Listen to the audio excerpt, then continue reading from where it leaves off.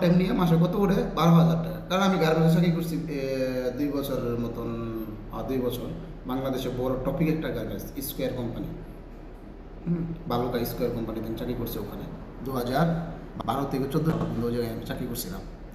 তাহলে বর্তমানে একটা গার্মেন্টসও আপনার সর্বোচ্চ বেতন হয় 8,000 টাকা, 6 থেকে 8,000 টাকা স্যালারি দেবে, ওভারটাইম 10,000 টাকা দেবে।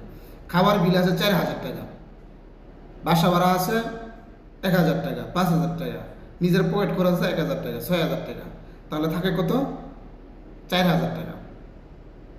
কিন্তু একটা হেল্পার, কিন্তু এই একটা হেল্পারের চাকরি নিতে হলে গার্মেন্টসের সামনে ঘন্টার পর ঘন্টা দাঁড়ায় থাকতে হয়, ঘন্টার পর ঘন্টা দাঁড়ায় থাকতে হয়, কত রিকোয়েস্ট করতে হয়, কত দুজনের পিছিয়ে দৌড়াতে হয়, এই গার্মেন্টসে ওই গার্মেন্টসে ওই গার্মেন্টসে বিভিন্ন গার্মেন্টসে দৌড়াতে দৌড়াতে দৌড়াতে দৌড়াতে এক জায়গায় চাকরি হয়।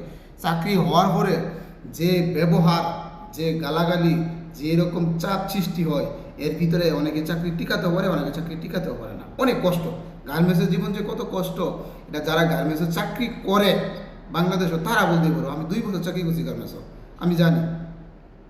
যদি সুপারভাইজার ভালো হয়, লাইনম্যান ভালো হয়, তাহলে তো আলহামদুলিল্লাহ কাজ করার সুযোগ সুবিধা পাওয়া যায়, শান্তি পাওয়া যায়। আর যে সুপারভাইজার লাইনম্যান ভালো না হয় তাহলে খুব কষ্ট হয়। আবার সুপারভাইজার লাইনম্যান ভালো কীভাবে হবে? যদি আপনি টাইম টু টাইম প্রোডাকশন না দিতে পারেন, টাইম টু টাইম তাদের টার্গেটগুলো আপনি করতে পারেন, তাহলে তারা আপনাকে সুযোগ সুবিধাটা দিবে কোত্থেকে? সব কিছুর জন্যই সাধারণ যে শ্রমিক আছি আমরা ম্যানেজমেন্টের দোষী। ম্যানেজমেন্টেরও সমস্যা আছে, থাকে না যে তা না, কিন্তু আমরা সবচেয়ে বেশি যে ভুলগুলো করি, নিজের কিছু কিছু হলে অন্যকে দায়ী করি, সব কিছু মানুষকে দায়ী করে বেঁধি।